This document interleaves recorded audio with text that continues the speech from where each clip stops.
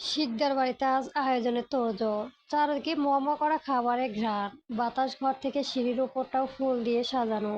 বাড়ির চার কর্তা হাক ডাকে পুরোদস্ত সরল নিবাস। পিউ ঘুমে নিয়ে মাত্রই ঢুকলো। গোটা ঘরে চোখ ধাঁধালো সাজগোছের চেয়েও খাবারগুলো গন্ধ পেট মুচড়ে উঠল তার। সে কারণে সকালে স্কুলে গিয়েছিল, তারপর কোচিং রাস্তার এক গাদা জ্যাম পর করে মাত্র এসেছে। এত গরম যে পরমে ইউনিফর্ম অবধি ভিজে লেগে গেছে পিঠে। সবাই যেন যে যার যার মতো ব্যস্ত। ওই তো অদূরে আব্বু হাত তুলে তুলে লোকজনের দিয়ে ফুল টানানোর গর্জন দিচ্ছে। মেজ চাচ্চু ছোট চাচ্চুর সাথে কি নিয়ে যেন আলোচনায় মশগুল। সেজ চাচ্চু রাঙামাটি কাজ বাজ ফেলে গতকাল বাড়ি চলে এসেছে। পিউ চুপচাপ ঘরে পথ ধরলো। এই বিশাল ভবনের দোতলায় তার কামরা, সিমসাম পরিপাটি। যদিও আজ অবধি কোনো গোছগাছ পিউ নিজের হাতে করেনি। ও যাওয়ার পর হয় মা না হয় মেজমা করে দেন। পিউ সবে কাঁধ থেকে ব্যাগটা নামালো, তখনই কাঁধ থেকে ছুটে এলো পুষ্প। হড়বড় করে বলল, এসে গেছি, তার জন্যই বসেছিলাম। পিউ কপাল কুঁচকে বলল, তুই তো দাঁড়িয়ে আছিস। উহ, বাজে কথা ছাড়। আচ্ছা, এই দুটোর মধ্যে আমাকে কেন জামকায় মানাবে বলতো? দুই রঙে দুটো চুদিরা পুষ্প দু হাত দিয়ে বাড়িয়ে ধরে। ঠোঁটে তার টাইটুমুর হাসি। পিউ না চোখ কুঁচকে বলল, আচ্ছা, তোরা সবাই কেমন অতিরিক্ত আহ্লাদ করছিস কেন বলতো আপু? মা মেজ মেয়েদের ব্যাপারটা না হয় বুঝলাম, কিন্তু তুই কেন এরকম ঝাঁকানাকা জামা কাপড় পরবি? বাড়ির ছেলে বাড়ি ফিরেছে, তোর জন্যই তো পাত্রপক্ষ আসছে না। পুষ্প চোখ রাঙিয়ে বলল, বেশি পক পক করিস না। বাড়িতে কত আত্মীয় স্বজন আসবে জানিস? সবগুলো গেস্ট রুম অলরেডি বুক। মামারাও প্রায় কাছাকাছি। আব্বু আজ গোটা গোষ্ঠীর দাওয়াত দিয়েছে। তার মধ্যে কি আমি ছেঁড়া জামা পরে যাব? পিউ ক্লান্ত শ্বাস পেল। তার এসব ভালো লাগছে না।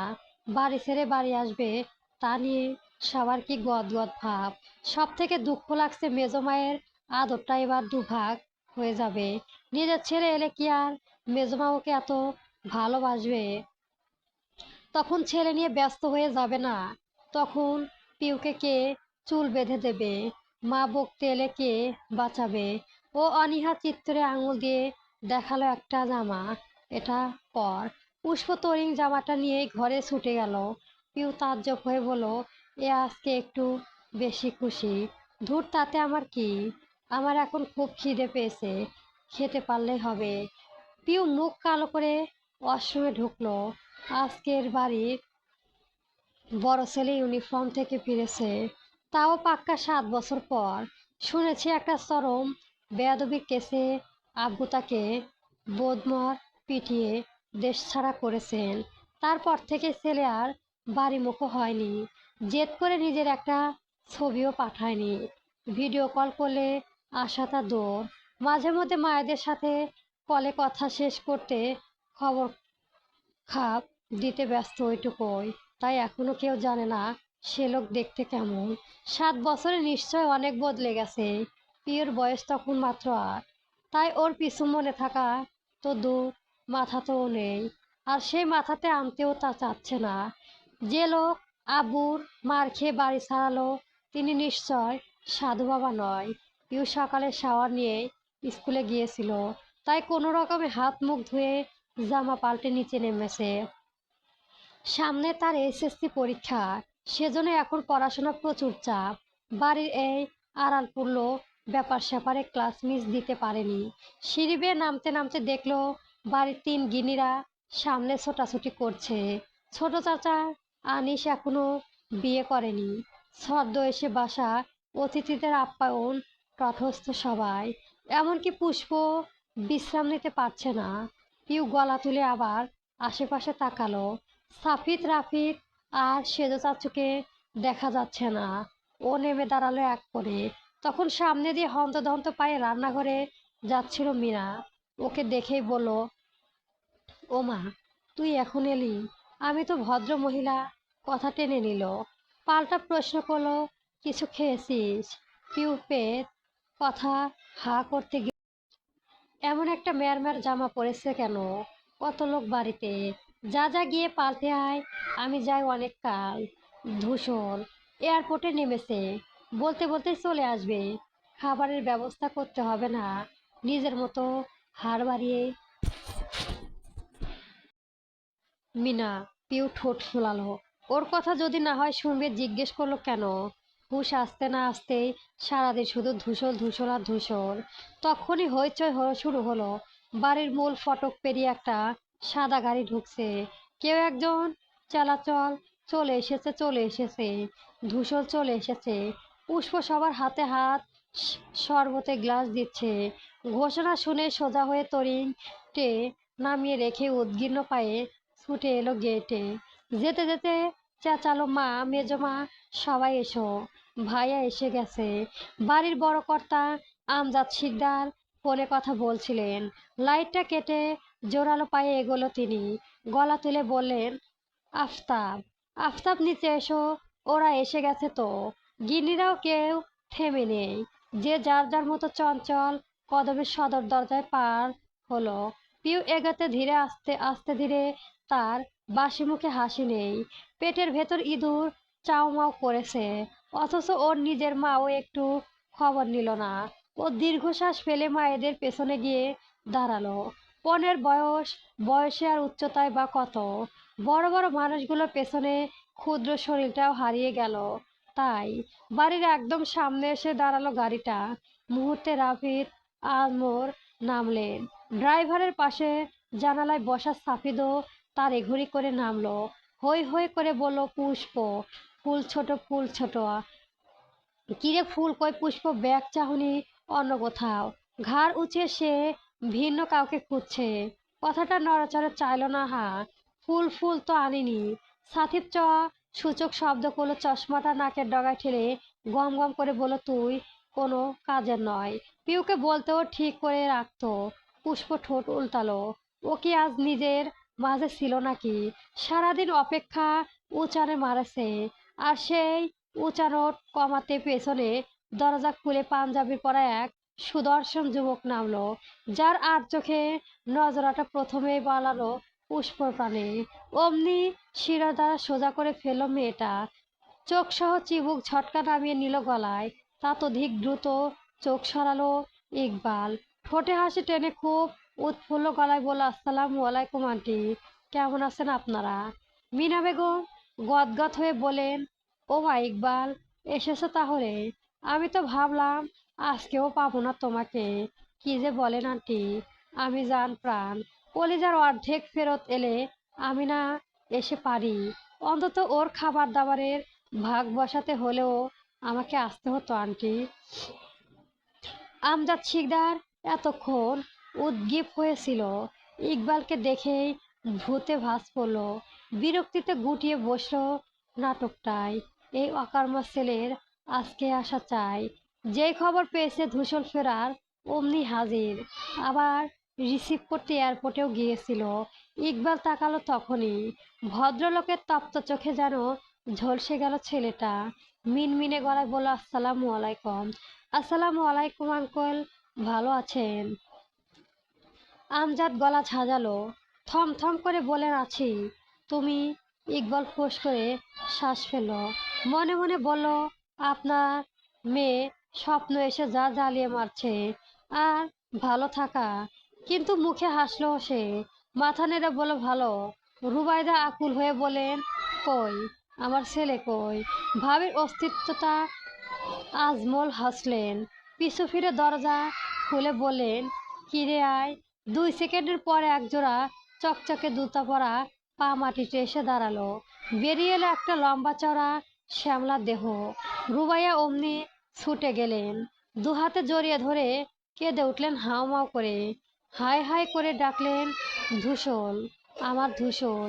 এতক্ষণে নিরস পিউ একটু উৎসুক হলো এবার। ওপাশে কি হচ্ছে দেখবে না? ভিড় বাড্ডা 2 হাত দিয়ে ঠেলে ঠুলে কোনো রকমে মাথা বের করে উকি দিল সে। গাড়ির কাছে ছোট জলতা ছাপিয়ে দীর্ঘদেহী মানুষটাতেই চোখে পড়ল প্রথমে। একটা শ্যামলা চেহারা, গোছানো ট্রিম করা চুল, হালকা খোঁচা দাড়ি, পরনে সাদা শার্ট, চোখ নালা চিবুক, দুটো চোখের সাথে পুরুষালি পাতলা রক্ত, ঠোঁট নাড়িয়ে মাকে কিছু বলেছে সে। এত বছর পর বাড়ি ফিরেও সৌজন্যতা খাতিরেও মুখে এক টুকরো হাসি নেই। গভীর আদল কপালে ভাঁজ ফেলে মায়ের চোখে পানি মুছছে শুধু, অথচ অকারণে ছ্যাং করে উঠল পিউয়ের যোগ। মুগ্ধতা জোরালো কম্পনে হৃদয়ের একটা সুনির্দিষ্ট কম্পন হারালো বহুদূর। হাই হওয়ার ঠোঁটের সাথে ফ্যালফ্যাল করে তামাটে পুরুষ প্রাণে চেয়ে রইল সে। চোখ ঝাপটে ঝাপটে ভাবলো, বাবারে বাবা, এটা আমার কাজিন, এ তো আস্ত একটা ডেরি মিল্ক রে ভাই। পিউ চোখ ঘুরিয়ে ঘুরিয়ে ধূসলের পা হাতে মাথা অবধি মারলো। এত সুন্দর, এত ধাঁধালো মুখের গাড়ন, এমন লম্বা ওমা যে পুরো বোমা। এই অ্যাটম বোমা এখন পিউয়ের ভাই ডাকবে কেমন রে? পিউয়ের ছুটে ঘরে চলে এলো, দরজা চাপিয়ে পিঠ ঠেলালো তাতে, বুকে হাতে দিয়ে বলল, হায় আল্লাহ, এ আমি কি দেখলাম? কাকে দেখলাম? কেন দেখলাম? কেউ এতটা হ্যান্ডসাম কি করে হয়? পিউ তরিং ছুটে এসে আয়নার সামনে দাঁড়ালো। নিজের এই আ গোছালো মেরে বেশভূষা দেখেই কুঁচকে বসলো কপাল। মনে হলো অপর সুন্দর মানুষটার পাশে ওকে একটুও মানাবে না। সাজতে হবে, প্রচুর সাজতে হবে। পিউ তাড়াহুড়া করে নতুন জামা নিয়ে ওয়াশরুমে ছুটলো। পাল্টে এসে বেনি খুলে চুল খুলে ছাড়িয়ে দিল পিঠে। পুরন্ত ঠোঁট জোড়া ভরে ম্যাচিং লিপস্টিক পরলো, কাজল টানা টানা চোখে, কপালে টিপ পড়লো ছোট্ট দেখে, হাতের কবজি ভাবলো রেশমি চুড়ি দিয়ে। সব শেষ করে ফের দেখলো সুন্দর লাগছে কিনা। লাগছে বোধহয়। পিউ স্লিপার পাড়াতে গিয়েও থামলো আবার। মানুষটা তো খুব লম্বা, ওর পাশে দাঁড়ালে ছয় পোকার মতো, সার পোকার মতো লাগবে, কিন্তু ওর যে হিল জুতাও নেই, কি করবে এখন? পিউ মাথা চুলকায় ভাবে। তারপর শুয়ে যায় পুষ্পর রুমে। তার স্লোতের কয়েক রকম জুতা দিয়ে ভরা। পুষ্প নতুন একজোড়া জুতো খুব দাম দিয়ে কিনেছিল, এখনো প্যাকেটও খোলেনি। পিউ তাড়াহুড়া করে ওটাই পড়লো পায়ে, কিন্তু ওর থেকে 1 ইঞ্চি বড় ঢিল হচ্ছে। তারপর এটা পরেও সিঁড়ি বেয়ে নামাতে পারলো হলো। পিউ যখন বসার ঘরে কাছাকাছি এলো, তখন সারাদিনে মানুষ গিজ গিজ করেছে। ওই তো ওর একমাত্র প্রিয় বন্ধু তানহাও হাজির। কি সেজে গুজে এসেছে রে! পিউ ছুটতে গিয়েও নিজেকে সামলালো, হাতল ধরে ধরে খুব সাবধানে নামালো। ধূসলকে সোফায় বসানো হয়েছে, তার চারপাশ ঘিরে অসংখ্য মানুষ, আত্মীয় স্বজন, প্রত্যেকে কুশলাদিন জানতে মশগুল হয়ে পড়েছেন। এখনো ফ্যাঁস ফ্যাঁস করে কাঁদছেন রুবাইদা। এত বছর পর ছেলেকে কাছে পেয়ে চোখের পানি যেন থামে না। ধূসলকে দেখে মনেও হলো না মায়ের কান্নাকাটিতে বিরক্ত সে, বরং খুব শান্ত হয়ে থেকে সবার সাথে কথাবার্তা বলেছেন। যতবার পাতলা ঠোঁট জোড়া নাচে কপালে ভাঁজ পড়েছে, একটু মাঝেও আঙুল তুলে ঘষে থুতনি, আর পিঠ ততবারই একটু করে খেয়ে ছড়াচ্ছে পিউ। উহ, একটা মানুষ এত চমৎকার দেখতে কেন হবে, কেন? তানহা সে সময় পাশে এসে দাঁড়ালো, ফিসফিস করে বলল, পিউ, তোর কাজিনটা কি হ্যান্ডসাম রে ভাই, ক্রাশ খেয়ে ফেললাম। আল্লাহ, দুনিয়ায় সব হান্ডু ছেলে কি শিকদার বাড়ি হবে? পিউ চোখ রাঙিয়ে বলল, একদম নজর দিবি না। কেন? পরপরই তানহা ভ্রু কুঁচকে বলে তুলে বলল, কিরে ভাই, তুই কি ওনার প্রেমে টেমে পড়েছিস নাকি? পিউ হাসলো, মাথা নাড়ালো গর্ব করে জবাব। বেগমে হঠাৎ তাকালেন ওর প্রাণে। ওমা পিউ, তুই এখানে দাঁড়িয়ে কেন? ভাইয়ের সাথে আলাপ হয়েছে? আয় এদিকে আয়। পিউ নড়ে উঠল। রুবাইদা বললেন, আয় পিউ। ধূসর ওর মাথা কথা তোর মনে আছে? তুই যখন গেলি ও তখন খুব ছোট্ট ছিল। ধূসর পাশ ফিরে চাইলো এতক্ষণে। সে প্রথম হলো চোখাচোখি। ছুরির ফলার মতো চাহনিটা সোজাসুজি বার্তাতেই পিওর কলিজা শুদ্ধ স্যাং করে ওঠে। শুকিয়ে আসে বুকে ধর পাবে, মারাত্মক দৃষ্টিকর হয়। 11 বার কি পায় তোর চলেছে না। এত দেরি দেখে মিনা খক করে উঠলেন। কি রে, ডাকছে শুনতে পাচ্ছিস না? আয়। পিয়ের মানে ধমকে একটু তাড়াতাড়ি আসতে চাইলো। একে ঢিলে জুতো, তার উপর হিল, পাটা বাড়াতেই নড়বড়ে জুতা কাত হয়ে ধপাস করে গেল অমনি। ধূসর তাকিয়েছে, একটু চমকে যাওয়ার ছাপ পড়ল মুখে। পরপরই কপালে হাত ঘষতে ঘষতে নিঃশব্দে হেসে ফেল সে। একই সঙ্গে হু হা করে হেসে উঠল বাকিরাও। তানহা পারছে না হাসি চোটে ফ্লোরে শুয়ে পড়তে, কিন্তু মুখখানা চুপসে গেল পিউয়ের।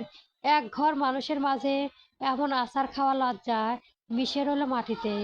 রুবাইডা ছুটে আসছিল ওকে ধরতে, কিন্তু পিউ সুযোগটুকুও দিল না, উঠেই ছুটল। কিন্তু দুই পা এগোতে দু কদম পড়ে গেলে ফের অমনি হাসির তোড়ে ঘর ছেয়ে গেল। পিউ লজ্জায় কি করবে বুঝে উঠতে পারল না। ধূসরের সামনে দুবার আছাড় খেয়েও কি এখন কেঁদে মরে যাওয়া উচিত? আমজাদ শিকদার অনেকক্ষণ নিজেকে ব্যস্ত রাখেছে, যাতে ধূসরের কাছে যেতে না হয়। গেলেই কথা বলতে হবে, ওসব তিনি পারবে না। এদিকে বাড়িতে আসার পুরুষ আত্মীয়দের নিয়ে আলোচনা মশগুল থাকায় নাটকটাও বেশিক্ষণ ধরে রাখা যাচ্ছিল না। মিনা বারবার এসে ঘুমে যাচ্ছেন, রুবাইদাও ডাকছেন। কেউ তার দিকটা বুঝতে চাইছেন না। এর মাঝেই আলতাপ পাশে এসে দাঁড়ালেন, মিনমিন করে ডাকলেন, ভাই যে যান। ইয়ে আমজাদ বলেন, ইয়ে থেকে এবার একটু সামনে এগো আলতাপ। তখন থেকে এসে শুধু ইয়েই করছো। ভাইজান, বলছিলাম না যে ও ঘরে যাবে না, পরে যাব। চলুন না যাই। আশ্চর্য, আমার সাথে তোমার কি? তুমি যাও না। আলতাপ মাথা নুয়ে বলেন, আমি একা একা যেতে পারছি না ভাইজান, আমার খুব লাগছে। আবার চলুন ভাইজান, প্লিজ চলুন প্লিজ। আমজাদ চুপ করে রইলেন। যেতে তারও মন চাইছে, কিন্তু পারছে কই। এখনো চোখের পর্দায় স্পষ্ট সেই দিনটা, ছেলেটাকে জোর করে মেরে ধরে বিদেশ পাঠিয়েছিলেন। আগের দিন খুব কাঁদলো, অনুরোধ করলে যাবে না, কিন্তু বাড়ি ছাড়ার সময় শক্ত পাথরের মতো বসে রইল কেমন। একটা কথাও কারো সাথে না বলে, বিদায় অবধিও না নিয়ে চুপচাপ উঠে বসলো গাড়িতে। ছেলেটার সেই পাথরের চাহনের কথা ভাবলে আমজাদ কেমন নার্ভাস হয়ে যাচ্ছে। নিশ্চয় অনেক অভিযোগ পুরুষ রেখেছে ধূসর, কি করে বোঝাবে? ওসব তো ওর ভালোর জন্যই করেছিলেন তিনি, নইলে যে রাজনীতির ফ্যাসাদে এতদিনে আষ্টেপৃষ্ঠে আটকে যেত ছেলেটা। আমজাদ ফোঁস করে শ্বাস ফেলে আচমকা একটি ধীরে স্বরে ডাকলো, চাচ্চু। ঝট করে পেছনে ফিরে চাইলেন তিনি। ধূসর এসে দাঁড়িয়েছেন, হাস্যহীন গম্ভীর একটা মুখ। আমজাদের খুব খারাপ লাগলো। ছেলেটা তাকে বড় আপু ডাকতো। শিকদার বংশের প্রথম সন্তান হওয়ায় আদর ছিল আকাশ সমান। আজ এতটা দূরত্ব হয়ে গেল, যে ডাকটাও বদলে ফেলেছে। আস্তে ধীরে উঠে দাঁড়ালেন আমজাদ। কিছু বলার আগেই ধূসর আচমকা এসে জড়িয়ে ধরল। হতবাক হলেন ভদ্রলোক, বিস্ময় নিয়ে চাইলেন ভাইয়ের দিকে। আলতাপ বুক ভরে হাসলেন। ধূসর যেমন দ্রুত জড়িয়ে ধরল, তার চেয়েও দ্রুত সরে গেল আবার। আমজাদ, কেমন? বলতে বলতে লম্বা পায়ে ঘর থেকে বেরিয়ে গেলেন সে। ভদ্রলোক আহত হলেন, তার চেয়েও কালো হলেও আলতাফের মুখখানা। ভাইজানকে জড়িয়ে ধরলো, আর উনি উনি কি দোষ করলেন? আমজাদ রেগে মেগে বলেন, তোমার ছেলের তেজ দেখলে আমি যে গুরুজন একটু সম্মান পর্যন্তও দিল না, মন চাইলো জড়িয়ে ধরলো আর চলে গেলে। কি বেয়াদব দেখেছো? আলতাফ চুপ করে রইল। আমজাদ ফোঁস, 7 বছর ধরে এত রাগকে পুষে রাখার কে জানে। একটু শরবত হতে হবে পুষ্পা। নাম শুনে চকিতে ফেল মেয়েটা। কাজে ব্যস্ত হাত জোড়া থমথম গেল ইকবালকে দেখে। অমনি গুটিয়ে গিয়ে বলল, জি দিচ্ছি বসুন। ইকবাল বসল না, হাত দুটো পিঠের সাথে বেঁধে চুপ করে দাঁড়িয়ে রইল। পুষ্প জগ থেকে গ্লাসের শরবত ঢালো। ইকবাল স্পষ্ট দেখলো মেয়েটার লম্বা ফর্সা আঙুলগুলো ঠস ঠস করে কাঁপছে, ঠিক যেমন করে কাঁপছে ওর বউ। ইকবাল জানে পুষ্প ওকে পছন্দ করে, সেও জানে, বরং বেশি করে। কিন্তু এই পছন্দ না চাইতেও বুকের ভেতর দাফন করতে হবে। ধূসরের বোন পুষ্প, তার বেস্ট ফ্রেন্ড কাজিন, ও নিশ্চয় এর সম্পর্ক মানবে না। আর একটা সম্পর্ক আগাতে এত বছরের বন্ধুত্ব কি করে কোরবান করবেন ইকবাল? কিন্তু চেয়েও পুষ্প থেকে দূরে যাওয়া হচ্ছে না। এ কদিন যেমন তেমন হলেও এই যে আজ সারাদিন মেয়েটাকে চোখের সামনে দেখেছে, বুকের ভেতর টলমল ঘূর্ণিঝড় ফেরত এসেছে কেমন। ইকবাল কি করবে এখন? কোন দিকে যাবে? ধূসর না পুষ্পকাকে বেছে নেবে? তার চেয়েও বড় কথা ওই হিটলার ব্যাপার, বেটা আমজাদ শিকদার। ওই বেটা তো ওকে দেখলেই অদৃশ্য ভঙ্গিতে খিটপিট করে ওঠে, যেন ইকবাল ও সিং আর সে আগুন কাছাকাছি এলেই কেমন দাউ দাউ করে ওঠে। সেখানে পুষ্প জামা হিসেবে আদৌ মানবে ওকে? শরবত ভাইয়া। ইকবাল নড়ে উঠল, বিষমের চিরুত্তরে গ্লাস নিয়ে খেলো অর্ধেক। মন খারাপের তেরে আর গলা দিয়ে নামলো না। গ্লাসটা রেখেই বলল থ্যাংক ইউ। সৌজন্যতা বোধ একটু হেসে চলে গেল ইকবাল। পুষ্প একবার গলা তুলে তার যাওয়ার পথে দেখে নেয়, তারপর সতর্ক চোখে তাকালো আশেপাশে। পরে পরে গ্লাস তুলে ইকবালের রেখে যাওয়া শরবতের খায় ঝট করে। দৃশ্যটা আড়ালে দাঁড়িয়ে দেখল ইকবাল। বিস্ময়ে চোখ পলক করে ফেলল সে। পরপরই মনে হলো তার একটু আগেও ভেঙে চুরে আসা বুকটা জোগাড় লেগে গেছে। চলে এসেছে এক অন্য দুনিয়ায়, যেখানে ভয় নেই, ডর নেই, দুশ্চিন্তা নেই, ধূসর নেই, নেই কোনো হিটলার আমজাদ। আছে শুধু আর শুধু ভালোবাসা। ইকবাল বুক টান টান করলো, মুচকি হাসলো, ঘাড় চুকাতে চুকাতেই হাঁটা ধরলো। ফুরফুরে মেজাজে গুনগুন করে গাইলো, এই মনে দিল তালা, না কমে না রে জ্বালা, না কাটে না রে এই জাদুঘর, আরে যত বেঁধে রাখিয়ে মন উড়ে পাখি, খাটে না তো প্রেমের কোনো জোর। রাত হয়েছে, 10টা বাজে হয়তো। পিউ সারাদিনে আর ঘর থেকে বের হলো না। এখন আর বসে থাকতে পারলো না। বাড়ি থেকে লোকজন কমেছে, একমাত্র দূরত্ব দূরে আত্মীয় বাদে ফিরে গেছে বাকিরা। পিউ পাও টিপে টিপে এসে ধূসলের ঘরের সামনে দাঁড়ালো। ভেতরে আলো জ্বলছে মোটা পর্দায়, ফাঁক হতে আসছে এসির হাওয়া। এর মানে উনি ভেতরেই। পিউ দুটো আঙুল দিয়ে আস্তে করে পর্দা একটু সরালো। তখনই ধূসর ঝট করে হাঁটলো পুরোটা। অমনি মুখোমুখি হয়ে গেল দুজন। ভ্যাবাচেকা খেয়ে সোজা হলো পিউ। এই রে ধরা পড়লো তো। ধূসর কপাল কুঁচকে বলে, পিউ কিছু বলবেন? পিউর বুক ধক করে উঠল। বাবারে বাবা, এত সুন্দর করে ডাকলো ওকে। কানটা কেমন মুগ্ধতা ঝাঁঝা করছে। ধূসর আবার ডাকলো পিউ। মেয়েটার পিঠে হাড় শটাং করে দাঁড়ালো। তোড়পাড় হওয়ার চিত্রের সামনে আমতা আমতা করে বলল, না মানে দেখেছিলাম আপনার। কোনো অসুবিধা হচ্ছে নাকি? ধূসর বলল, ভেতরে এসো। পিউ নরম পায়ে ঢুকলো। বসো। দু মাথায় ওড়না গুছিয়ে বসলো ও। ধূসর একটা প্যাকেট বাড়িয়ে বলল, এটা তোমার। পিউ হাঁ করে ফেলল। ভীষণ খুশিতে লুটপাট হয়ে ভাবলো, ইনি আমার জন্য গিফট এনেছে। ও মাই গড, এর মানে উনিও আমাকে পছন্দ করেন নাকি? কিন্তু উনি আমাকে শেষ করে যখন দেখেছিলেন, তখন তো আমি ল্যাদা বাচ্চা ছিলাম। তাহলে কি উনি আমাকে সে ল্যাদা বাচ্চা থেকেই পছন্দ করতেন? হায় আল্লাহ, এত সুখ আমার কপালে, আমি তো মরে যাব। ধূসর নিজে বলল, বাড়ির সবার জন্য কিছু না কিছু এনেছিলাম, তুমি ছিলে না ওখানে, তাই দেওয়া হয়নি। পিওর ব্যাকুলতা হাসিটা দপ করে নিভে গেল অমনি। দীর্ঘশ্বাস ফেলে ভাবলো, ওহ, আমার একার জন্য না, বাড়ির সবার জন্য এনেছে। আর আমি মগার মতো কত কি ভেবে ফেললাম। এর মাঝেই ধূসরের ফোন বাজলো। রিসিভ করে তার ব্যস্ত হলো সে। হ্যাঁ বললো, না ফ্রি আছে। কাল আচ্ছা আয়।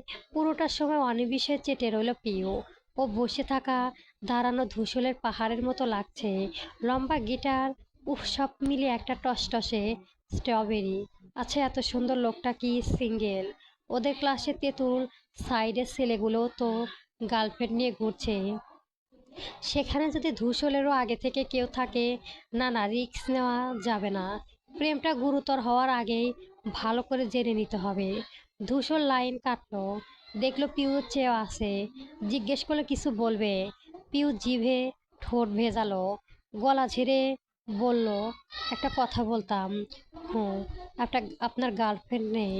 ধূসরের স্তব্ধ ভ্রু বেঁকে গেল সহসা। নিশ্চিত হতে শুধালো কি মানে আপনার গার্লফ্রেন্ড নেই? ধূসর মুখ শক্ত করে বলল, তোমার বয়স কত? পিউ ঘাবড়ে যায়। জি 15। কোন সাহসে কাকে কি বলতে হয় এখনো জানো না, কিন্তু গার্লফ্রেন্ড বয়ফ্রেন্ড সম্পর্ক ঠিক জেনে বসে আছো, এটাও পাকা উচিত নয়।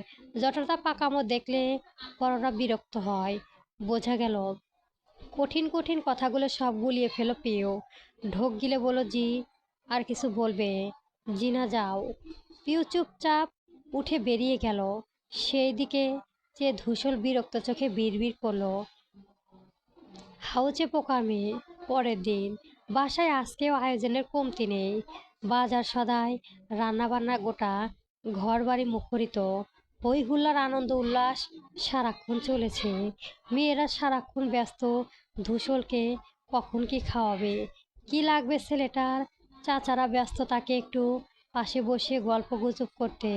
সাফিদও কম যায় না, কিন্তু তার ফুসরত আপাতত নেই। গ্রাজুয়েশনের লাস্টে স্টেজ চলেছে। এখন খুব প্যারা, খুব ব্যস্ততা, সারাক্ষণ ছোটাছুটি চলে। কিন্তু প্রতি ঘন্টায় যাবৎ দেখছে অবয়ন একবার করে মারছে সে। বুঝতেই পারছে এমন গাঢ় ভাবে প্রেমে পড়ার সর্বনাশে কি করে আরো বেশি করে ডুবে যাচ্ছে ও। তখন প্রায় সকালের শেষ। ধূসর রেডি সেডি হয়ে নামছিল। ইকবাল আসবে, এলেই একসাথে বের হবে দুজনে। পিউয়ের স্কুল নেই, বসে বসে টেলিভিশন দেখছিল। জুতোর শব্দ শুনে তাকা ফিরালো। অমনি এক চোট বিলম্বতায় কেঁপে উঠল অন্তঃপদ। ধূসলের পরনে নেভি ব্লু শার্ট, সাদা গেঞ্জি, শার্টের সব বোতাম খোলা, নিচের কালো ডেমিন প্যান্ট, হাতে চকচক করছে ঘড়ির চেন, সানগ্লাস বুকে পকেটে, শ্যামলা মুখোবয় টিম করা বক্স বিয়ার দাড়ি। কি চমৎকার, কি নজর কাড়া। ধূসল সোজা ফ্রিজের কাছে গিয়ে ঠান্ডা পানির বোতল বের করলো, সিপি খুললো। অমনি পিউ এসে দাঁড়ালো টেবিলের কাছে। কোনো কাজ নেই, ও হয়তো ছুটে দিয়ে একটা ওটা ধরালো। ধূসর আর চোখে লক্ষ্য করলো ব্যাপারটা। যখনই চোখে চোখ পড়ে মাথা নেওয়া পিউ, দৃষ্টিতে কেমন লজ্জায় জড়তা, ঠোঁটের কোণে অদ্ভুতভাবে টিমটিমে হাসি। ধূসর উদ্জ্ঞান দেখালো না। বোতল তুলে পানি মুখে নেয়। আচমকায় কানে আসে ওর রিনরিনিয়ে কণ্ঠে খুব মৃদু সুর। ছেলে তার প্রেমে পড়ায় কারণ তার শ্যামলা শ্যামলা বর্ণ, ওই শ্যামলা গায়ের কালো দাড়ি ভাল লাগে। পানি ধূসলের মাথায় উঠে গেল।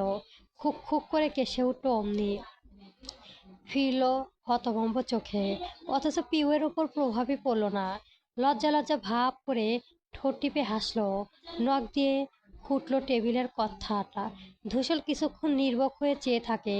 এইটুকু মেয়ে, দুষ্ট সাইজের মেয়ে, ওকে ইঙ্গিত করে গান গাইছে। ইকবাল গাড়ি ভিজে সদর দরজায় চৌকাঠে তখনই এলো। ওখানে দাঁড়িয়ে ডাকলো বন্ধু ও। ধূসর লম্বা পায়ে এগিয়ে এলো। ইকবালের হাতটা টেনে নিয়ে গেল ওপাশে। পিউ সংগ্রহের পরটা দেখলো। উনি তো কিছুই বললেন না। এর মানে কি বুঝতে পারছি না। আরে কি হলো? ধূসর অতিষ্ঠ চিত্রে বলল, ওই পিচ্ছি আমাকে লাইন মারছেন। ইকবাল ইকবাল এদিকে ওদিকে তাকালো। কোন পিচ্ছি পিউ? ইকবাল হোঁচট খেলো, তাকালো ভীষণ শক পাওয়ার মতোই। পরপরই হৈ হৈ করে বলল, কংগ্রাচুলেশন বন্ধু, কংগ্রাচুলেশন। সাথে হ্যান্ডশেক করতে করতে ধূসলের হাতটা ধরে ঝাঁকালো সে। ও আশ্চর্য হয়ে বলল, কিসের কংগ্রাচুলেশন? কিসের আবার? পিউ যে তোকে লাইন মারছে সেটা। তারপর অদূরে পিউ ডেকে বলো, হে Piu, how are you? Piu ডাক শুনে তাকালো। ধূসল মেজাজ খারাপ করে বলল, চুপ শালা গাধা, এটা কি খুব আনন্দের কথা নয় না? ঠিক বয়সে বিয়ে করলে এতদিনে আমার এই সাইজের মেয়ে থাকতো? ইকবাল অবাক হয়ে পা থেকে মাথা অবধি দেখলো ও। হতাশা করে হুতাশা করে বলল, তোর ডিএনএ এত ফাস্ট ধূসল, 25 বছরে এত বড় মেয়ে। হাউ ভাই, কোনো বিশেষ টিপস? ধূসল নাক ফুলিয়ে ধমকালো, সেটা ইকবাল। তখনই পিউ ছুটে এসে দাঁড়ালো। ইকবাল ওর দিকে ফিরেই বলল, শাট আপ পিউ। কিছু ভড়কে গেল মেয়েটা। নিষ্পাপ কণ্ঠে বলল, আমি কি করলাম? তাহলে আমি কি বললাম? বেচারি কিছুই বুঝলো না, চেয়ে রইল বোকা বোকা চোখে। ধূসর চকটে কণ্ঠে শুধালো, এখানে কি চাই? পিউ চিবুক নেয়ালো। ওনার মাথায় আঙুলে পেঁচাতে পেঁচাতে বলল, আপনাকে। ধূসর বজ্রের ন্যায় শব্দ ছুলো সহসা। কি? পিউ হাড় বাড়িয়ে কথা শুধারে নেয়, না মানে আপনাকে একটা কথা বলতে এসেছি। মা বলেছিল আজকে ইকবাল ভাইয়াকে নিয়ে দুপুরে ওখানেই খেতে। ইকবাল চোখ বড় বড় করে ভাবলো, আমাকে? ও হে, এক্ষুনি জামাই আদর দেবে নাকি? হেসে বলল, আমি নিশ্চয় আসবো পিউ, হাতে কাজটা সেরেই আসবো। পিউ মাথা নাড়ালো, কিন্তু জায়গা ছাড়লো না। তার লাজুক নির্ভর দৃষ্টিজোড়া বারবার ধূসরেতে ঘুরছে। ঠোঁটের ভাঁজে মিটিমিটি হাসি। ইকবাল নিজেও ঠোঁট চেপে হাসতো তাতে। এই যে ধূসর কটমটে চাহনিটা মজা লাগছে ওর।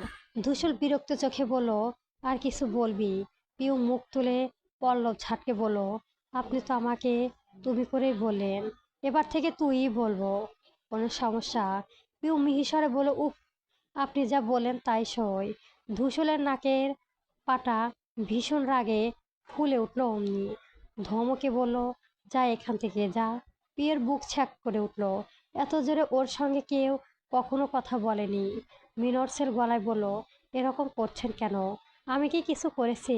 তুই যাবি? ধূসরের কর্কশ রূপটা এই প্রথম দেখলো পিউ। চোখ দুটো লাল কেমন মটমট করে ফুটলো। পিউ আর দাঁড়ানোর সাহস হলো না। আবেগে অসহায়ত্বে অন্তপুরে ফুলকো জ্বর নিয়ে তরিং ছুটে গেল সে। ইকবাল বলল, আহা, বকলি কেন মেয়েটাকে? দেখেছিস কেমন করছিল? ইকবাল দুষ্ট হাসলো, মাথা ঝাঁকিয়ে বলল, দেখেছিলাম তো, ভালোই লাগছিল। উফ ধূসর, তোদের যা মানাবে না ভাই। আমি তো ভেবেই ফেলেছি তোদের বাচ্চা কাচ্চা হলে কি নাম রাখবো। ছেলে হলে ধুলা, মেয়ে হলে বালি। ইজ ইকুয়াল টু ধুলাবালি। ধূসর রে, বিয়ের পর বউ পেয়ে আমাকে কিন্তু ভুলে যাস না বন্ধু। ধূসর হুঙ্কার ছুড়ল কঠিন স্বরে। ইকবাল, ধূসর মার খাবি। তুই খাবি। ধূসর অমনি শার্টের হাতা গেড়ালো। আই মার। ইকবাল মাসা তাড়ানোর মতো হাত নাড়ালো। এর মাথা খারাপ। তোর মতো পোকা মেরে আমার এতদিনে জিম করা বডির ডিফেক্ট ফেলবো নাকি? ধূসর ভু নাচালো, আচ্ছা তাই দাঁড়া তবে। কিন্তু ইকবাল দাঁড়ালো না। ধূসরকে তেড়ে মেরে আসতে দেখে ছুট লাগালো সজোরে। পিছু পিছু ধূসরও ছুটলো তার।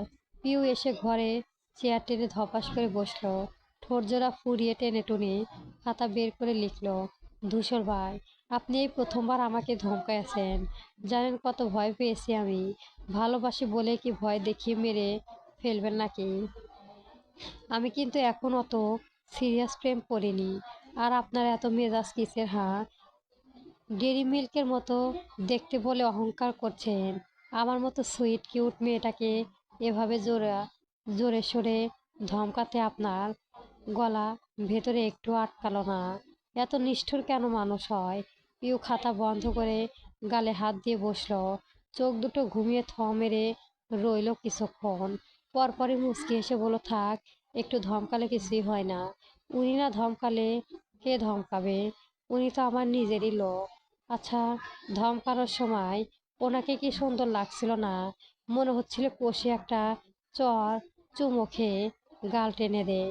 হাই মেরে অ্যাটম বোমা, তোরে পেয়ার মেয়ে পিউ, তোর মার গায়ে। পিউ ছটফট করে ছুটে এসে বালিশের গায়ে উল্টে পড়ল।